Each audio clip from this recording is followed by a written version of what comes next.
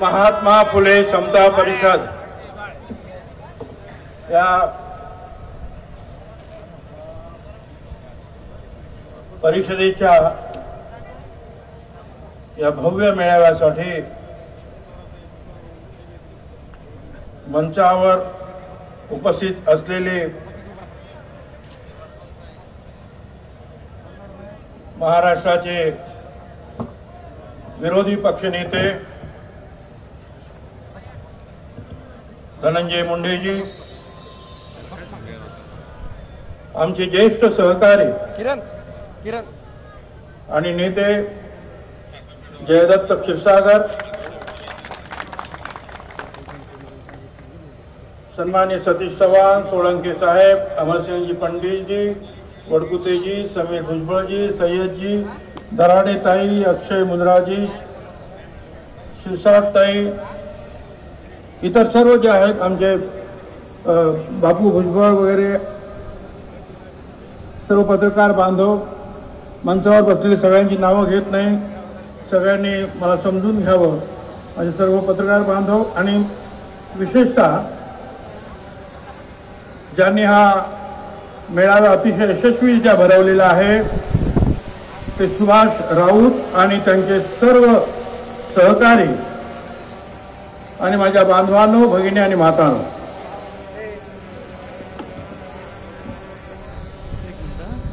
हा समतेचा मेळावा बीड मध्ये होतो.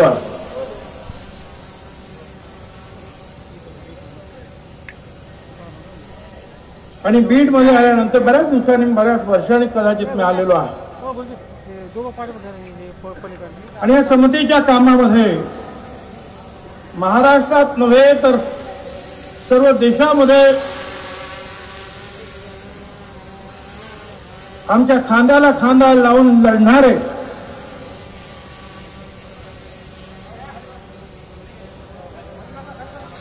आदरणीय गोपीनाथजी मुंडे आज आमच्यात नाहीत. मी त्यांना या बीडमध्ये अतिशय मनपूर्वक आदरांजली अर्पण करतो.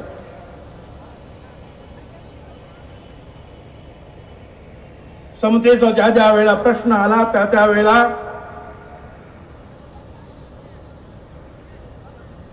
गोपीनाथरावांनी कधीही पक्षाचा विचार केला नाही, पदाचा विचार केला नाही. त्यांनी पूर्णपणे पूर्ण शक्तीनं जे आहे बहुजनांच्या पाठीमागे, समतेच्या पाठीमागे ताकद उभं करण्याचं काम.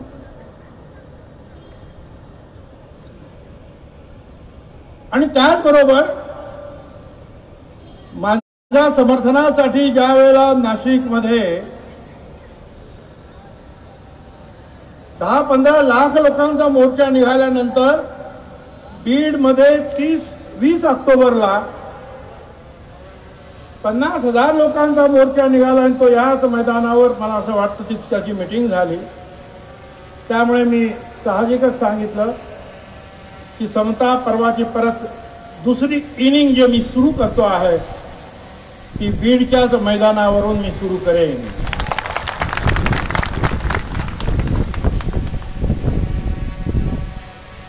मुंडे साहेब गेले, आम्हाला तुरुंगात पाठवलं.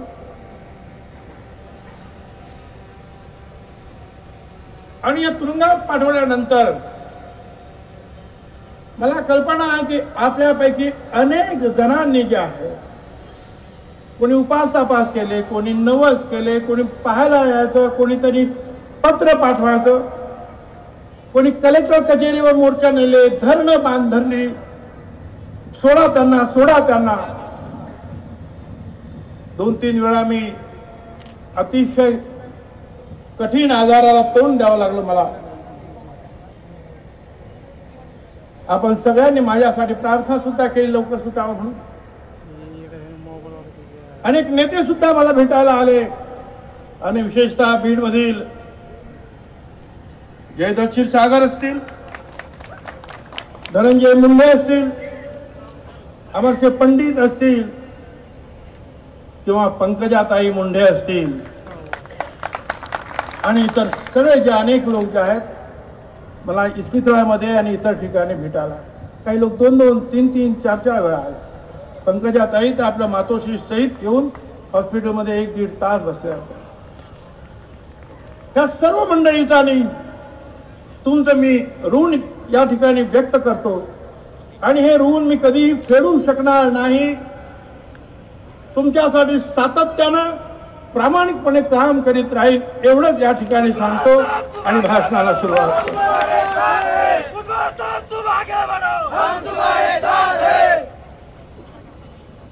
मला अटक केली का अटक केली? महाराष्ट्र सदनमध्ये घोटाळा झाला. खरं म्हणजे नेहमी सांगायला नको, परंतु अनेक वेळा लोकांना वाटतं की आम्हाला कळावं काय प्रकरण आहे. मुंबईला झोपडपट्टीमध्ये ज्या वेळेला नवीन घरं बांधली जातात त्यावेळेला तिथे झोपडपट्टीचे लोक स्वतःच एक कॉन्ट्रॅक्टर नेमतात. स्लम डेव्हलपमेंटमध्ये SRS स्कीम म्हणतात त्याला. तिथे एक कॉन्ट्रॅक्टर नेमला गेला होता, त्याचं नाव चमनकर.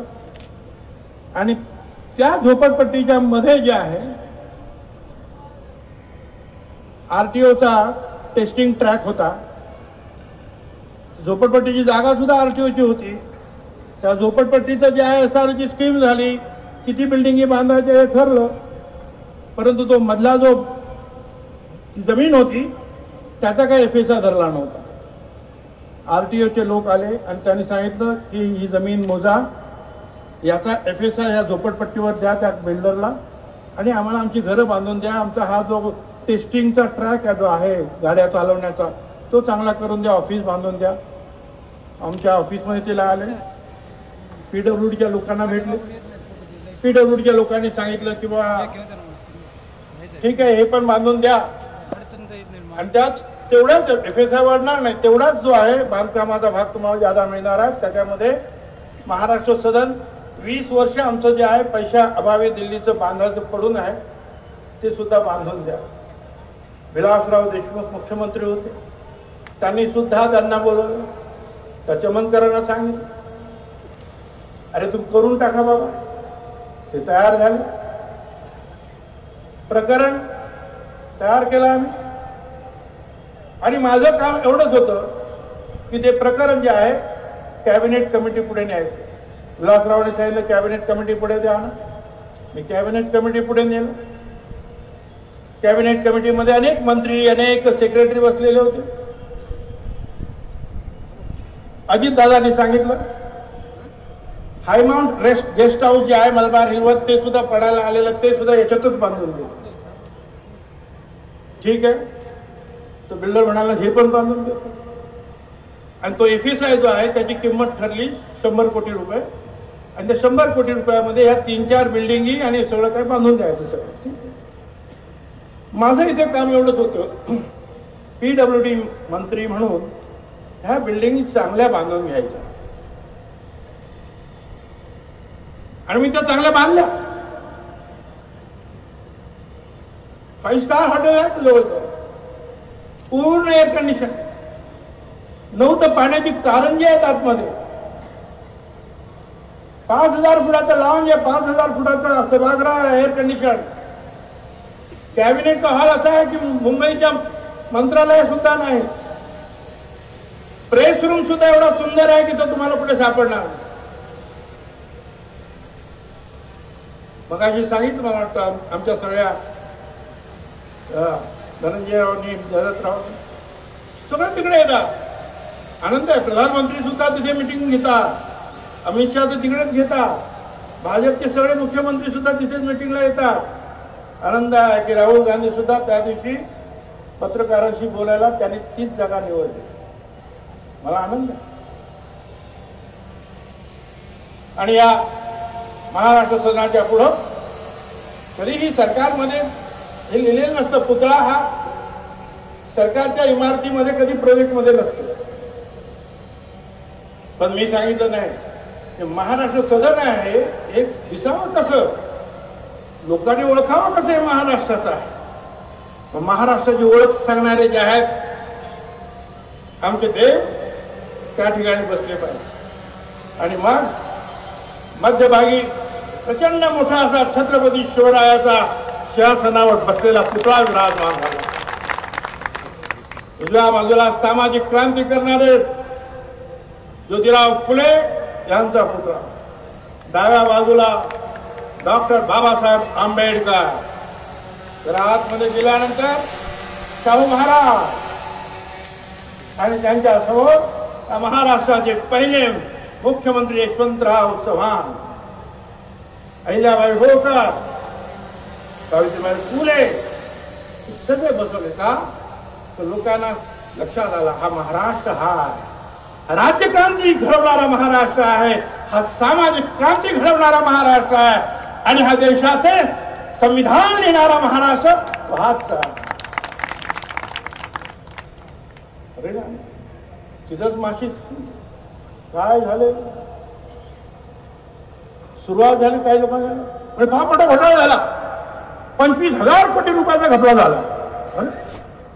मग म्हणजे 10,000 कोटी झाला. शेवटी हळूहळू हळूहळू खाली आलं. मग म्हणतो 850 कोटी रुपयाचा घपला झाला.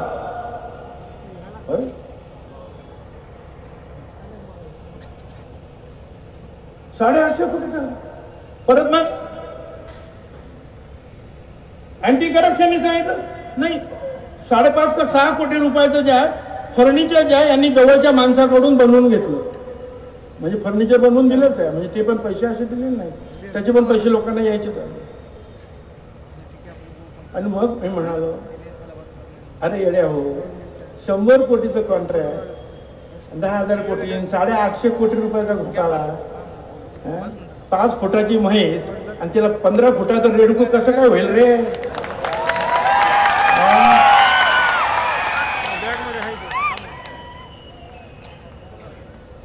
पण ठीक आहे, अडचणीत टाकलं. प्रॉपर्टी जप्त झाल्या, अटॅचमेंट केली. ही प्रॉपर्टी अटॅच, ती अटॅचमेंट. म्हणजे मी ज्यावेळेला आमदार सुद्धा नव्हतो त्यावेळेचं सुद्धा माझं घर अटॅच, काहीही ठेवलं नाही. परवाच्या दिवशी वर्तमानपत्रात आलं होतं अमुक अमुक आमच्या एका प्रॉपर्टीचा लिलाव. लिलावाचं कारण काय? तुम्ही सगळे बसलेले. 3.5-4 कोटी रुपये घेतलेले बँकेतून. ते तारा नाही ती जागा, फक्त 1 वर्षाचं व्याज द्यायचं, 1च वर्ष. आणि ते पण व्याज तुम्ही लोकांनी जे पॅकेज केलेलं आहे 1-2 वर्षापूर्वी, ज्यावेळेला अडचणीत होता साखर उद्योग, त्यावेळेला केंद्र सरकारनं काहीतरी 1 वर्षाचं काय व्याज आणि नंतर काय स्टेट गव्हर्नमेंटने व्याज द्यायचं. बरोबर, ते स्टेट गव्हर्नमेंटने अजून काही व्याज दिलं नाही म्हणून आम्ही ते बँकेत भरलं नाही. पण बस ताबडतोब भुजबळची प्रॉपर्टी लिलाव सगळ्या प्रॉपर्टी अटॅच. आणि मग मी त्यांना सांगितलं अरे तुम्ही माझ्या सगळी प्रॉपर्टी जरी अटॅच केली तरी लोकांचं प्रेम तुम्ही कसं काय अटॅच करणार?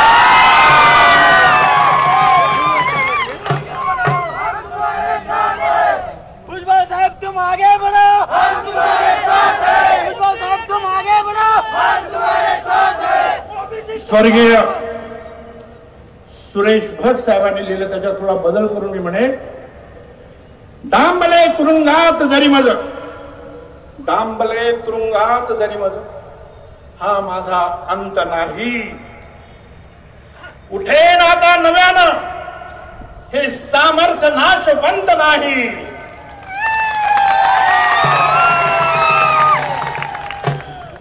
अरे छाटले जरी पंख माझे, पुन्हा उडेन मी.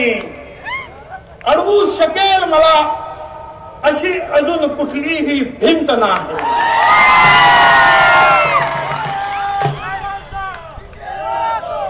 रोखण्यास वाट माझी, रोखण्यास वाट माझी, वादळे होती आतूर. डोळ्यात जरी गेली धूळ, थांबण्यास उसंत नाही. येतील वादळे, येतील वादळे, खेचेल तुफान, तरी वाट चालतो. अडथळ्यांना भिवून अडखळणे या छगन भुजबळला पसंत नाही, चालत राहणार आहे, लढत राहणार आहे. तुम्ही किती थांबवा आमची वाट, आम्ही चालत राहणार. आणि तुम्हाला सुद्धा आम्ही सांगतो की तुम्ही आमची साथ द्या. तुम्ही माझ्या साथीला आहात. आणि म्हणून मी तुमच्या विश्वासावर सांगतोय, दुनिया खिलाफ हो तो शिकायत नहीं मुझे, दुनिया खिलाफ हो तो शिकायत नहीं मुझे, तुम्हारे सिवा किसी की जरूरत नहीं मुझे.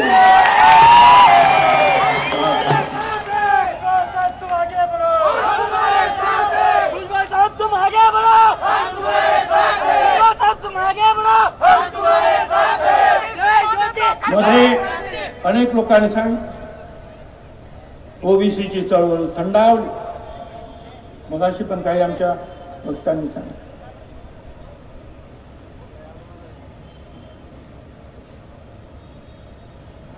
सरकार येतात जातात, वेगवेगळ्या सरकार येतात, वेगवेगळी आयडिओलॉजी असते, त्यांची विचारसरणी असते. पण मला एक आठवतं आणि तुम्हाला सगळ्यांना आठवलं पाहिजे, आपल्या शेजारच्या जिल्ह्यामध्ये जालन्यामध्ये 1994 साली समता परिषदेचा पहिला मेळावा झाला. आणि त्या पहिल्या मेळाव्यामध्ये 1 लाख लोक उन्हात बसलेले होते जालन्याला.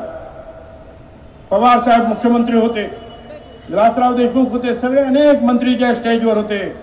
आणि आम्ही सांगितलं आमची एकच मागणी आहे, ती म्हणजे मंडल आयोगाचं आरक्षण आम्हा सगळ्यांना मिळालं पाहिजे. आणि त्यावेळेला पवार साहेबांनी जाहीर केलं की होय आम्ही ते आरक्षण देणार. पवार साहेबांनी ते आरक्षण आम्हाला दिलं. आरक्षण दिल्यानंतर हळूहळू हळूहळू अडचणी तर सगळीकडे असतात. या सरकारमध्ये असतात, त्या सरकारमध्ये असतात, मंत्रालयामध्ये बसलेले जे आहेत शुक्राचार्य तेही अडचणी निर्माण करत असतात. पण हळूहळू आम्ही शिष्यवृत्त्या सुरू केल्या. IIT, IIM म्हणजे केंद्रीय ज्या मोठ्या सगळ्यात इंजिनिअरिंग आणि मेडिकलच्या संस्था, त्याच्यामध्ये सुद्धा आरक्षण मिळालं पाहिजे म्हणून उपमुख्यमंत्री असताना सुद्धा मी दिल्लीच्या जंतर मंतरवर रस्त्यावर धरणं धरून बसलो. अर्जुन सिंग त्यावेळेला मंत्री होते तिथे मानव संसाधन. त्यांनी तिथं सुद्धा त्या ओबीसीला आरक्षण दिलं. अशा अनेक गोष्टी ज्या आहेत त्यावेळेला लढत लढत लढत आम्हाला मिळालं. आज परिस्थिती अशी झाली आहे त्या ओबीसीचं त्या शिष्यवृत्त्या ज्या आहेत त्या जवळजवळ बंद पडलेल्या आहेत. विचारणार विद्यार्थ्यांना विचार, शिष्यवृत्त्या नाहीत.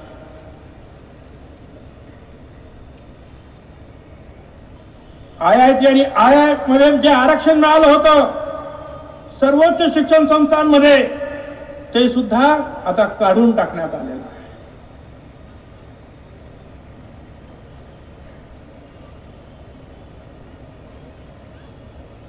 MPSC मध्ये जे आहे परीक्षा होतात,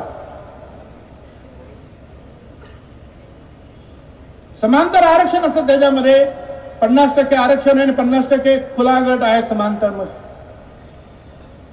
तिथे 300-400 मुली ज्या आहेत आमच्या दलित समाजाच्या आहेत, ओबीसीच्या आहेत, आदिवासींच्या आहेत, सगळ्यांच्या. आपल्या कर्तृत्वानं मेरिटवर पास झाला. ओपन मध्ये कोणी जाऊ शकतो आणि मेरिटवर येऊ शकतो. त्या आल्या.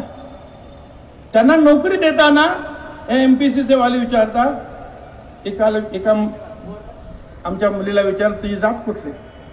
तिने सांगितलं माझी जात धनगर आहे, पण मी ओपन मध्ये भरलेला आहे. मी ओपन मध्ये एवढं ना नाही म्हणे, तुम्ही धनगर आहात, ओबीसी आहे, तुम्हाला नाही. 25 मुली स्वतंत्रपणे हायकोर्टात गेल्या, 50,000 रुपये खर्च झाला प्रत्येकीला. हायकोर्टाने सांगितलं यांना ताबडतोब नोकरीवर घ्या. मी मुख्यमंत्र्यांना सांगितलं, अरे 25 मुलींना जर हायकोर्टाने सांगितलं नोकरीवर घ्या, तर आता आणखीन ज्या काही गरीब मुली पाठीमागे राहिल्या प्रत्येकाकडे नाही आहेत 50,000 रुपये भरायला. कोर्टाने 25 जणांचा निकाल तोच सगळ्यांचा निकाल पॅरिटी ज्याला म्हणतात ते ठेवा. नाही ठेव.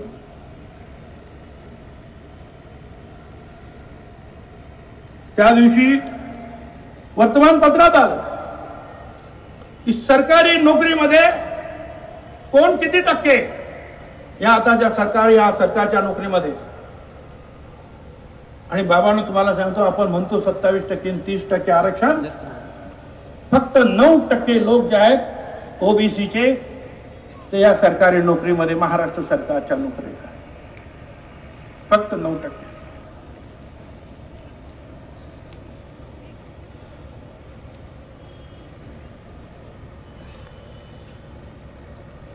मग कळत नाही की या सरकारला एवढं झालंय तरी काय, कशाचा गर्व आहे रे तुम्हाला? गोरगरिबांचे प्रश्न का तुम्ही सोडवत नाही?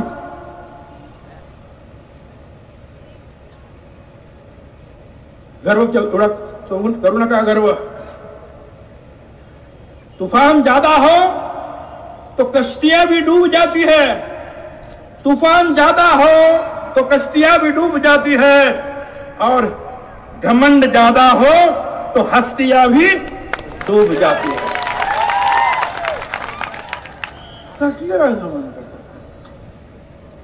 का नाही तुम्ही निर्णय केला? मराठा समाजाचे आमचे जे नेते आहेत त्यांना सुद्धा माझी विनंती आहे, तुम्ही आमचे मोठे बंधू आहात. ओबीसी, दलित, आदिवासी आम्ही छोटे भाऊ आहोत. तुमच्या सुद्धा अडचणी आहेत, आम्हाला मान्य आहेत, आणि त्यानुसार तुम्हाला सुद्धा आरक्षण मिळालं पाहिजे, याला आम्ही पाठिंबा. पण ओबीसीचं आरक्षण कुठेही कमी होता कामा नये, वेगळं आरक्षण तुम्हाला. आणि मी हे सुद्धा सांगितलं, जर कोर्टाचं काय बंधन असेल 50%चं,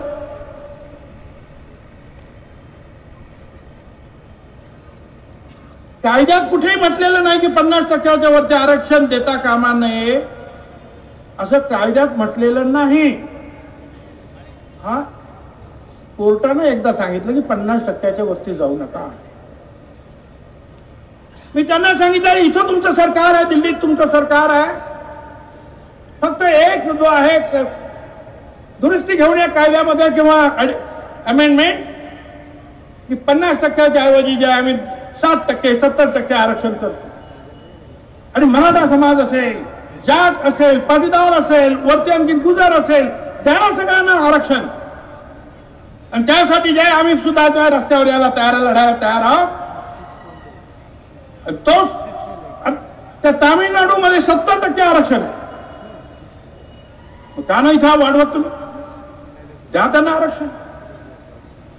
मराठा समाजाच्या माझ्या सर्व बांधवांना, नेते जे आहेत त्यांना मला सांगायचं की बाबांनो, आम्ही तुमच्या बरोबर आहोत, पण ओबीसी आणि इतरांना जर काही मिळत असेल तर तुम्ही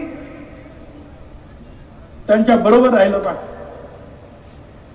काय खरं खोटं देवाला माहिती. पण मुख्यमंत्र्यांनी सांगितलं 72,000 नोकऱ्या आम्ही देणार. ताबडतोब चर्चा सुरू झाली. मुख्यमंत्र्यांनी सांगितलं की मराठा समाजासाठी जे 16% आरक्षण बाजूला ठेवतो, ते भरत नाही, 61,000 जागा भरू. आता 61,000मध्ये सुद्धा मराठा समाजाला जे आहे 50% त्याच्यामध्ये ओपन मध्ये नोकरी मिळाल्या असत्या. झालं, त्यांनी सांगितलं एक पत्र नाही, कोणालाच नोकऱ्या द्यायच्या नाही. मुख्यमंत्री तेवढंच बघत होते, बस म्हणलं कोणालाच द्यायचं नाही. झालं, 61,000 सुद्धा नोकऱ्या आता मिळाल्या असत्या. त्याच्यात मराठा असता, मुसलमान असता, ओबीसी असता, धनगर असता, ओबीसी असता, काय असेल, दलित असता, सगळ्या नोकऱ्या गेल्या.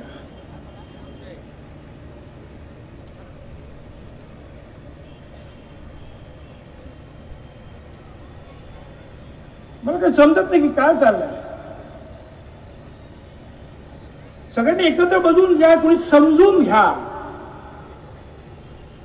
पण या राज्यामध्ये ओबीसी आणि मराठा समाज किंवा मराठा समाज आणि दलित, हिंदू आणि मुसलमान हे अशा लढाया लावायचं काम जर कोणी राज्यकर्ते करत असतील, राजकीय पक्ष करत असतील, तर तुम्ही सगळ्यांनी जे आहे एकत्रित उभं राहून सांगितलं पाहिजे, आम्ही आमच्या हक्कासाठी लढू, पण आपापसामध्ये मारामारी करणार नाही. आमची लढाई सरकार बरोबर आहे, शासनाबरोबर आहे, कायद्यामध्ये दुरुस्त करण्यासाठी आमची लढाई करा. द्या आरक्षण सगळ्यांना. मला आनंद वाटतो. शिवसेनेचं सुद्धा मी अभिनंदन करतो. जय महाराष्ट्र. त्यांनी मराठा समाजाला आरक्षण द्या म्हणून त्यांनी जे आहे पाठिंबा दिला. मला आनंद वाटतो यासाठी की त्यांनी त्यांच्या भूमिकेमध्ये बदल केला म्हणून. कारण याच ओबीसी समाजाला आरक्षण देण्याचं ज्या वेळेला नक्की झालं, त्यावेळेला शिवसेनेचं म्हणणं असं होतं की पोटाला जात नसते, जातीला आरक्षण देऊ नका, तुम्ही पोटाला आरक्षण द्या, गरिबीला आरक्षण द्या. त्यावेळेला ओबीसी आरक्षण देताना आपण विरोध जरी केला होता, तरी आता मराठा समाजाला आरक्षण देताना आपण भूमिका बदलली, आरक्षणाच्या बाजूने उभा राहिला. धन्यवाद, आभार मानतो मी शिवसेनेचं सुद्धा आणि त्याचबरोबर बीजेपीचं सुद्धा. कारण त्यांनी सुद्धा त्यावेळेला नाको मुरडली होती की कशाला पाहिजे हे सगळं सांगत होते. कोणी त्यावेळेला पाठिंबा दिला नाही. तुम्हाला इतिहास कळला पाहिजे. 1994चा 95चा इतिहास कळला पाहिजे की काय झालं त्यावेळेला. विचार वेगळे होते, आज विचार बदलले. त्या बदललेल्या विचाराचं आपण सगळ्यांनी स्वागत केलं पाहिजे. पण आपापसामध्ये ज्या लढाया, मारामाऱ्या, ह्या सगळ्या गोष्टी लावण्याचे प्रयत्न जे सुरू आहेत त्याच्यापासून दूर राहा. जर जशा निवडणुका जवळ येतील तस तसे हे भेदभाव वाढवले जातील, वैरभाव वाढवला जाईल. या छत्रपती शिवाजी महाराजांच्या या महाराष्ट्रामध्ये तमाम महाराष्ट्रीयन जो आहे एक ठिकाणी उभा राहिला पाहिजे. मगाशी कोणीतरी सांगितलं, आता नवीनच सुरू झालेलं आहे ते सनातन, काय सनातन मनु ग्रंथ, म्हणजे त्या मनु स्मृतीमध्ये सांगितलेलं आहे 4 वर्ण. फक्त ब्राह्मणांच्या पुरुषांनी शिकायचं, महिलांनी सुद्धा शिकायचं नाही. बाकी तर कोणीच शिकायचं. त्यावेळेला महात्मा फुले म्हणाले, महार माग निंदा ठावी नाही व्यथा, जाळून टाका मनुग्रंथात अग्नीमध्ये. त्या मनुग्रंथाला अग्नीमध्ये जाळण्याचं काम बाबासाहेब आंबेडकरांनंतर महार त्या 14 तळावर केलं. तो मनु परत वरती येतोय. तो भिडे, तुम्हाला खरं सांगतो, म्हणजे महात्मा फुलांना सुद्धा भिडे, चिपळूणकर आदी अनेक लोकांनी जे आहे मदत केलेली आहे ह्या कामामध्ये. ब्राह्मणांच्या विरुद्ध ते सुद्धा नव्हते, आम्ही सुद्धा नाही. पण हा जो भिडे जो आहे ना, संभाजी भिडे, त्याच्याबद्दल सांगताना मला एवढं सांगायचं की ब्राह्मणांच्या घरामध्ये कुठच्याही मुलाला शिवाजी किंवा संभाजी हे नाव देत नाही. कुठच्याही नाही, संभाजी आणि शिवाजी नाव नसतं. याचं नाव आहे मनोहर भिडे, याचं नाव आहे मनोहर भिडे, याने नाव येतं संभाजी भिडे. का तर आपल्या बहुजन समाजाला जे आहे शिकवण्यासाठी. आणि त्यांना आंबे घ्या माझ्या त्या शेतातले, आणि मुलंच होतील, मुली नाही मुलंच होतील. पुढे आणखीन गेला, वारकऱ्यांबरोबर म्हणे मी धारकरी आहे, लाकडीच्या तलवारी म्हणे धारकरी आहे. कशासाठी रे तू? वारकऱ्यांचं संरक्षण करण्याचं. अरे तू काय करणार आहे संरक्षण? आमच्या तुकोबा महाराजांनी सांगितलं, भले तरी देव कासेची लंगोटी नासाळाच्या माती आणू कासे. तू काय मला लाकडी तलवारी घेऊन? आणि पुढे असं म्हणतो की हा मनू संत ज्ञानेश्वरांपेक्षाही आणि संत तुकारामांपेक्षाही मोठा होता. काय चाललं आज परत एकदा मला वाईट वाटलं एका गोष्टी त्या दिवशी वर्तमानपत्रात आलं. ब्राह्मणांच्या मुलींना सुद्धा शिकण्याचा अधिकार नव्हता. त्यावेळेला सावित्रीबाई फुलांनी त्यांना शिकवलं. महात्मा ज्योतिराव फुलेंनी तर जे आहे त्या सगळ्या अनेक त्या महिलांवर अत्याचार झाला त्यांची बाळंतपणं जे आहेत सावित्रीबाई फुलांनी केली. यशवंत नावाचा जो आहे एक मुलगा जो आहे महात्मा फुलांनी दत्तक घेतला, डॉक्टर झाला पुढे. तो पुढे मी इतिहास सांगत नाही. प्रश्न असा आहे की त्या सावित्रीबाई फुलांनी ज्या भिडेच्या वाड्यामध्ये शाळा सुरू केली त्याच्यासमोर दगडू हलवाई गणपती फार मोठ्या प्रमाणावर साजरा होतो. आणि त्या दिवशी 25,000 महिला अथर्व शीर्ष म्हणण्यासाठी त्या मंडपात गणपती बाप्पांच्या समोर आल्या. आनंद आहे, कारण आमचं काय म्हणणं. पण त्या 25,000 महिलांना एकीला सुद्धा माझ्या भगिनींना वाटलं नाही की आम्ही ज्या सावित्रीबाई फुल्यांमुळे आज शिकू शकतो आहोत. आणि त्यांनी जी शाळा त्या समोर रस्त्याच्या फक्त पलीकडे समोर अगदी ती शाळा सुरू केली. त्या भिडाच्या वाडा तिथे आहे, तिथे जाऊन तिथे सावित्रीबाई फुलांचं एक छोटं पुतळं सुद्धा आहे. तिथे जाऊन फक्त नमन करावं की त्या जमिनीला नमन करावं की ह्या जमिनीमध्ये ही शाळा उभी राहिली आणि म्हणून आम्ही आज वाचतो आहोत, वाचायला येत आहे, शिकायला येत आहे, डॉक्टर होतो, इंजिनियर्स होतोय. मला आपल्याला सांगायचं आहे शेतकऱ्यांच्या बाबतीमध्ये काय चाललंय. पाऊस पाणी नाही आणि खुशाल रोज एक एक कायदा निघतो. आता कायदा असा निघाला 2-2 हजार रुपये भरा नाही तर रोहित्र बंद, डीपी बंद. 3,000 रुपये 3,000 रुपये द्या नाही तो बंद.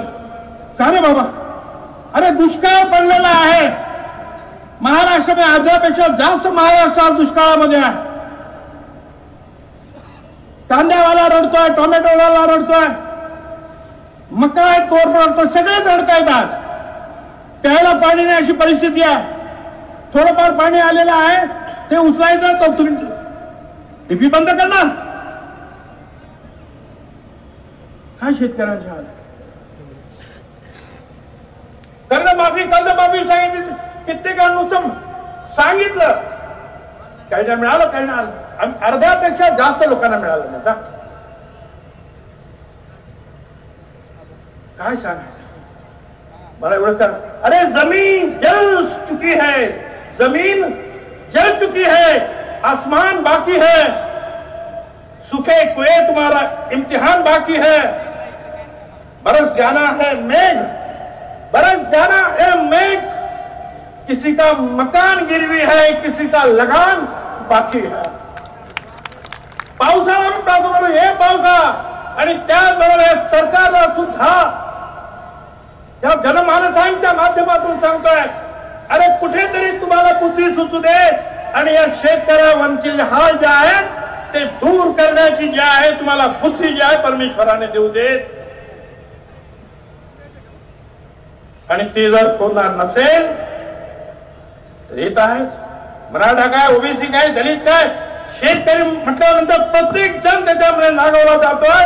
तुम्हाला आम्हाला सगळ्यांना उभं राहून जे आहे याचा मुकाबला करावा लागेल. काही एक गोष्ट सांगायची.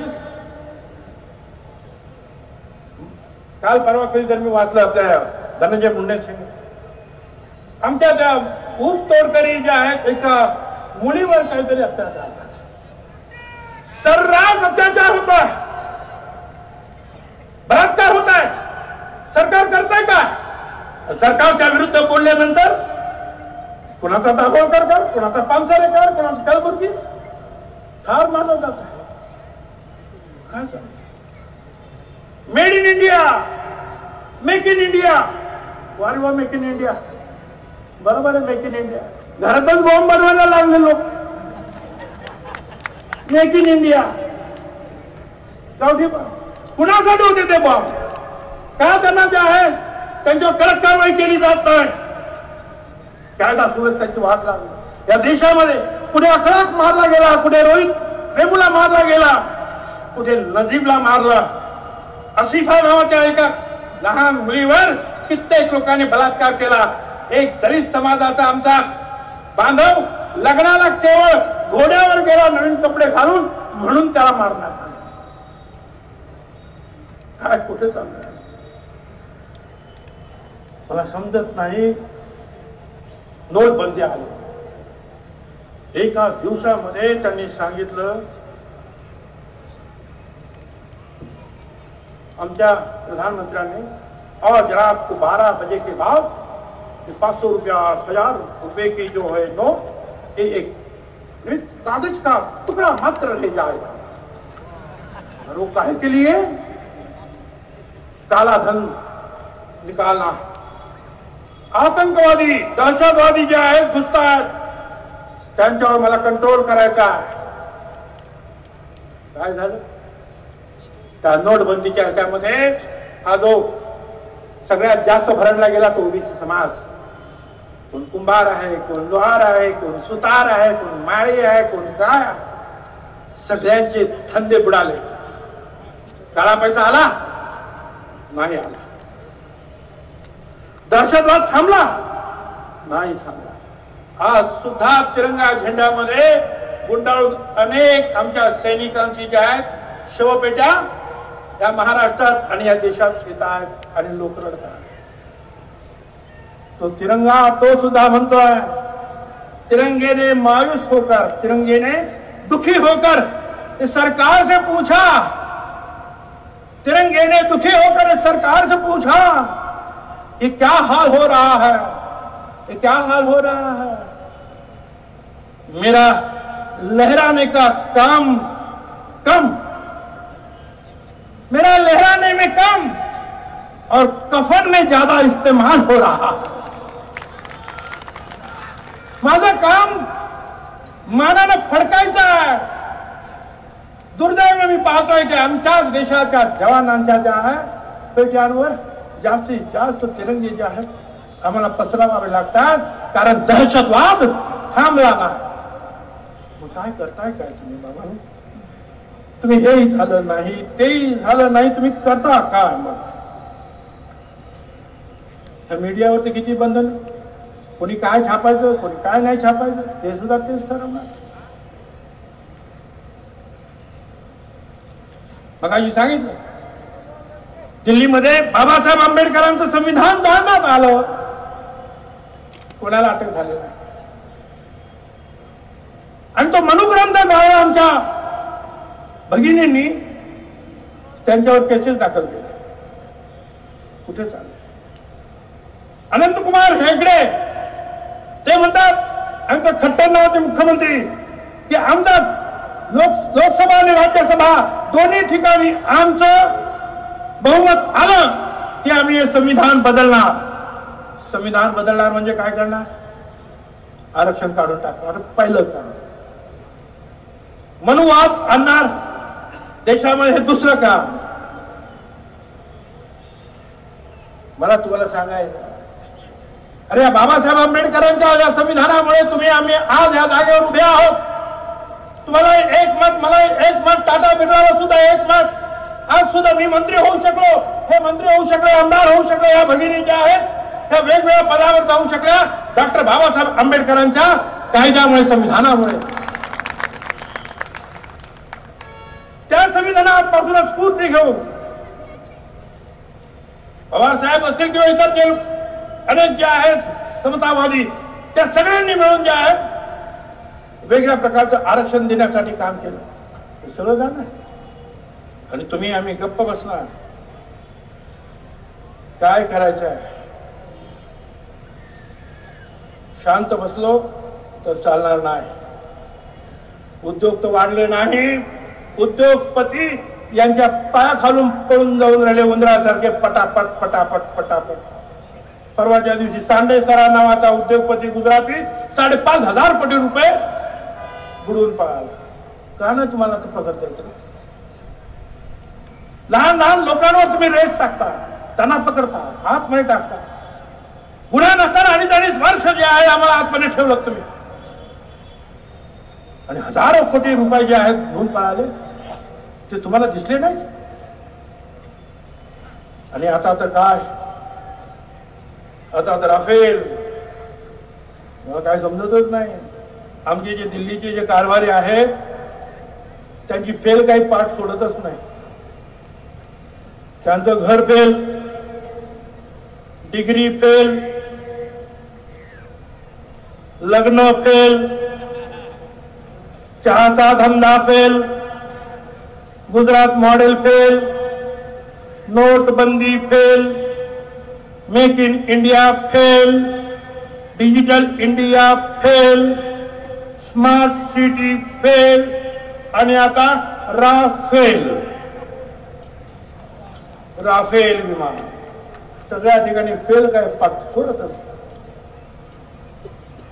2 दिवस चाललेला आहे. पवार साहेबांनी काय केलं, पवार साहेबांनी काय केलं. साधा प्रश्न आहे तो पवार साहेबांनी सुद्धा विचारला. 550 कोटी रुपयाचं विमान 1650 कोटी रुपयाला काय घेतलं आणि 29,000 कोटी रुपये जास्त का दिले याचं उत्तर द्या. त्याच्यावर जेपीसी खासदारांची कमिटी बसवानी चौकशी करा. ती चौकशी कुणाची होणार? दिल्लीमध्ये एक पान सुद्धा प्रधानमंत्र्यांशिवाय हलत नाही. आणि ती चौकशी समिती ज्यावेळेला नेमणार किंवा चौकशी करणार त्यावेळेला प्रधानमंत्र्यांना ताबडतोब त्याला उत्तर द्यावं लागेल आणि सांगायला लागेल का तुम्ही पैसे एवढे खर्च केले. आमच्या पाठीमागे अडचण आणखी मोठ्या आहे. अंबानी नावाचा माणूस, अनिल अंबानी कंपनी बुडाली, 15 दिवसात त्याची कंपनी त्याने स्थापन केली काय आणि त्याला कंत्राट दिलं काय. मी नाशिक मधून निवडून येतो तर Hindustan aeronautics limited HAL company त्या नाशिक मध्ये आहे. यशवंतराव चव्हाणांना नाशिकने बिनविरोध निवडून दिलं होतं. संरक्षण मंत्री झाल्यानंतर यशवंतरावांनी नाशिकला तो कारखाना दिला. आज 5,000 लोक काम करतात तिथे. सुखोई विमानं सुद्धा त्या HAL मध्ये तयार होतात. त्या कंपनीचं काम काढून घेतलं. या काँग्रेस सरकारनं त्यांच्या बरोबर ठरवलं होतं फ्रान्स बरोबर की ह्या HAL कंपनी बरोबर तुमचा करार 550 कोटी रुपयाचं विमान 126 कोटी रुपये तुम्ही काहीतरी 101 विमानं जी आहे ती सगळी जी आहे ह्या HAL मध्ये बनवायची, बाकीची तुम्ही आम्हाला अशी द्यायची. 36 काहीतरी असं काहीतरी होत. सगळं गेलं. ती कंपनी आता जी आहे 5,000 लोक ह्या 1-2 महिन्यामध्ये बेकार होतील कामासाठी. प्रश्न त्याच्यापेक्षा मोठा असा आहे की देशाच्या संरक्षणाबद्दल बरोबर तुम्ही खिलवाड करता आहात. 126 विमानं कुठे आणि आता फक्त 5-25 विमानं घेऊन तुम्ही खुश होणार नाही. म्हणे मी त्याच्यामध्ये ते टेक्नॉलॉजी काही गॅजेट्स घेतलेले आहेत. कमाल आहे. पण पूर्वीच्या सरकारनं त्यावेळेच्या डिफेन्स जे आहेत लोक त्यांच्याबरोबर चौकशी केली. जे ज्ञानी लोक आहेत, इंजिनियर्स आहेत, सगळ्यांबरोबर चर्चा करून मंत्रिमंडळात चर्चा करून ही विमानं घेतली. काय खेळण्याची विमान होती काय ती? आणि तुम्ही जे आहे त्याच्यामध्ये आता काही गॅजेट्स बसवले आणि हे बसवलं ते बसवलं. ठीक आहे, 5-50 कोटी रुपये वाढले असतील, पण एकेका विमाना पाठीमागे 1,000 कोटी का वाढले याचं उत्तर या देशातील प्रत्येकाला मिळालं पाहिजे. फ्रान्सच्या राष्ट्राध्यक्षांनी सुद्धा सांगितलं की हे सगळं जे आहे अंबानीला मध्ये घुसवण्याचं काम हे भारत सरकारने केलेलं आहे. आमचा त्याच्यामध्ये संबंध आहे. उत्तर द्यावं लागेल. पण ते उत्तर देणार नाही. आमचे प्रधानमंत्री असे आहेत की ते कधीच कुठल्याच प्रश्नाचं उत्तर देत नाही. ना ते नोटबंदी फेल का झाली म्हणून उत्तर देणार, ना ते राफेलचं देणार, ना आमचं आरक्षण कमी केलं म्हणून देणार. कशाचं उत्तर ते कधीही देणार नाही.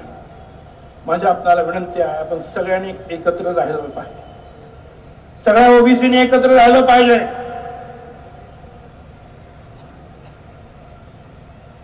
जे जे आरक्षणावर गदा आणून पाहताय, ज्यांनी शेतकऱ्यांवर अडचणीत शेतकऱ्यांना आणलेला आहे,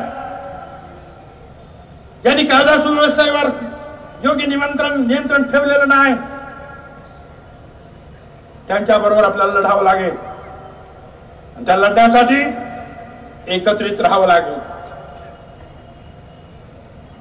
पक्षांना सुद्धा मला सांगणं आहे, राजकीय पक्षांना, की ओबीसीची ताकद तुम्ही कमी समजू नका. 54% ओबीसी आहेत. 54%.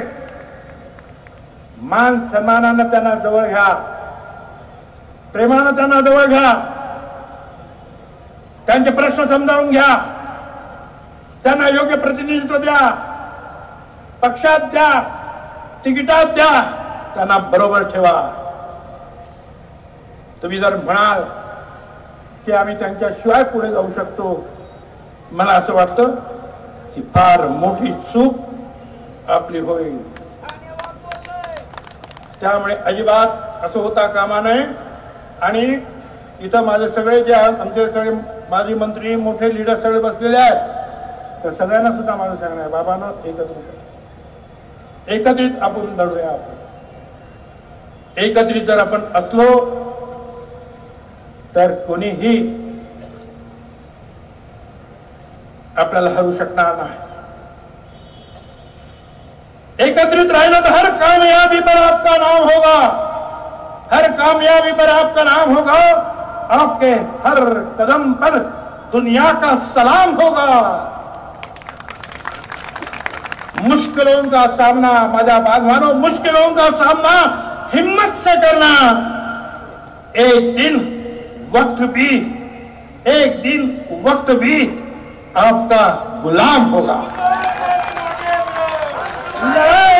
मजबूती नाही या, आम्ही तुमच्या बरोबर आहोत. पण एक लक्षात ठेवा, जसजशा निवडणुका येतील तसतशा जाती जातीत नाही, धर्मामध्ये सुद्धा लढाया कशा होतील हे पाहिलं जाईल. हिंदूंच्या भावना चेतवल्या जातील, मुसलमानांना खेळवल्या जातील. हा हिंदू, हा मुसलमान, मग आम्ही यांचे रक्षण करते, आम्ही त्यांचे रक्षण करते, आणि मग कोण इकडे आणि कोण तिकडं. मोठी चूक होईल बाबा. परत अशी चूक करू नका. कोण गीता, कोण कुराण त्यांच्यासाठी लढतो, त्याच्यावर सुद्धा एक चांगलं म्हटलेलं आहे. मैंने गीता और कुरान इनको कभी लड़ते नहीं देखा. मैंने पुस्तकाच्या कपाटामध्ये गीतेचं पण पुस्तक आहे आणि कुराणाचं पण पुस्तक आहे, पण मैंने गीता और कुरान कभी लड़ते नहीं देखा. और जो उनके लिए लड़ते हैं, मारते हैं, मरते हैं, उनको कभी गीता हो या कुरान पढ़ते नहीं देखा. काहीच माहित नसतं, काहीच. कारण दोन्ही समाज याच्यामध्ये हेच म्हटलेलं आहे, मजहब नहीं सिखाता आपस में बैर रखना, हिंदी है हम वतन है हिंदुस्तान. त्या मजहब मध्ये, त्या धर्मामध्ये मारामारी होता का? तुम्हाला वापरून घेतलं जाईल. रस्त्यावर जे आहेत लढाई करायला सांगितलं जाईल, पण या वेळेला सांगायचं अजिबात नाही. या वेळेला आम्ही हुशार आहोत. आपला दुश्मन कोण आहे तो ओळखला पाहिजे. लोक म्हणतात तुम्ही इथं का? इथं नाही, इथंच राहणार आहे. याचं कारण ओबीसीना आरक्षण देण्याचं काम, महिलांना आरक्षण देण्याचं काम शरद पवार यांच्या नेतृत्वाखाली झालं. त्यावेळी इतरांनी त्याला विरोध केला, पण पवार साहेब मागे हटले नाही. समतेसाठी त्यांनी काम केलं. कुठे जा, कोणाकडे जाणार? कारण नसताना आम्हाला अडचणी आणि अजूनही आम्हाला अडचणीत टाकण्याचा प्रयत्न होणार. अजूनही केसेस नवीन तयार खूप करण्याचा प्रयत्न करणार. पण बांधवानो, केवळ तुमच्या आशीर्वादाच्या जोरावर हा छगन भुजबळ पुढे जाणार आहे. थकणार नाही, थांबणार नाही. हे तुमचे आशीर्वाद, हे तुमचे जे आशीर्वाद, हेच त्या छगन भुजबळाच्या भुजातलं बळ आहे. या भुजातलं बळ हे तुमचा आशीर्वाद आहे, ते बळ कायम राहू द्या आणि एकत्रितपणे आपण सगळ्यांनी वाटचाल करूया. धन्यवाद. जय हिंद, जय महाराष्ट्र.